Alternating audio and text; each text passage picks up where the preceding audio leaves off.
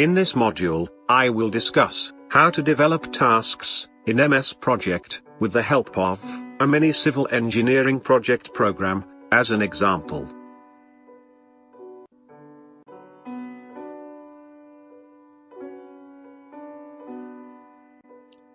MS Project is a very efficient and very simple tool to operate. But if you don't know how to operate that, it's going to be very complex. If I go to Task and go to Gantt chart, there are so many tabs inside. Same way, if you go to Resources and you go to Resource Pool or assign your resources or in the details, there are so many tabs to understand and it's gonna be complicated. So what I am going to do here, I am going to create a very small junction design program and I will guide you how to operate all these commands. So let's start a small program. So let's say this is a 4-leg junction design program and I am going to populate all these subtasks here. So the first task is mobilization. Second is highway design. Next is traffic modeling. Next is drainage design. Next is street lighting design. And then signal design. And then final review and submission to client. As soon as I have provided this task here, you can see the task mode, duration, start and finish points automatically updated. So if I click on this task mode, you can see there are two options. One is manual schedule, one is auto schedule.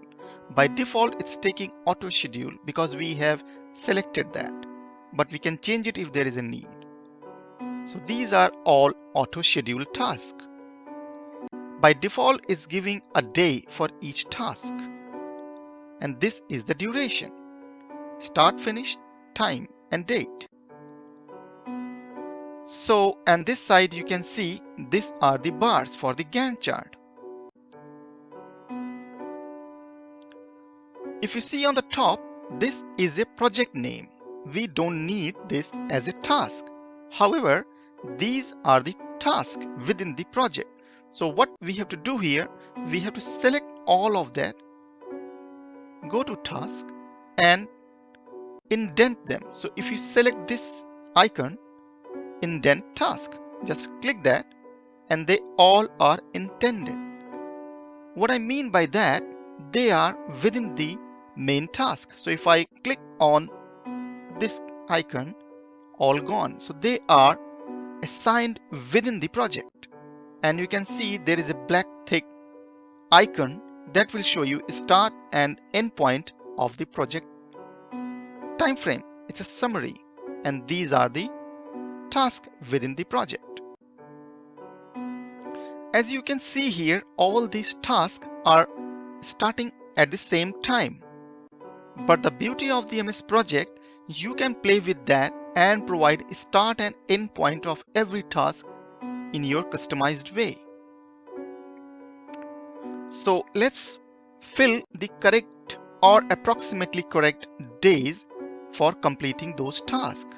So mobilizations. So in mobilization, project teams sit down together and review the scope of the project and assign the resources. So let's say you need 2 days to complete the mobilization. You need 6 days to complete highway design.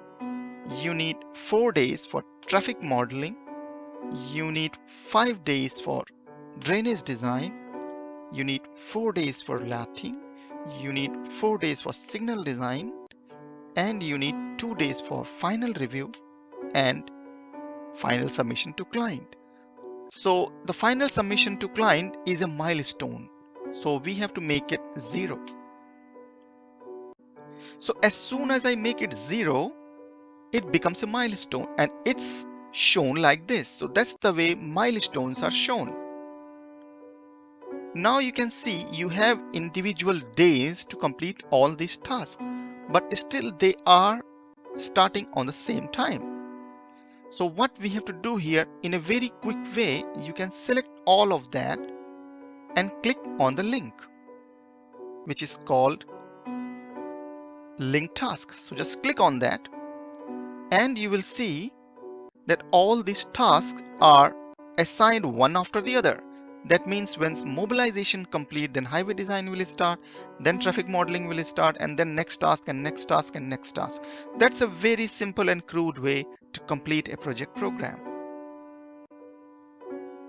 I hope you have enjoyed this module. In next module, we will discuss task dependencies and constraints by using same civil engineering project program as an example. Please read the disclaimer for your information. Thank you.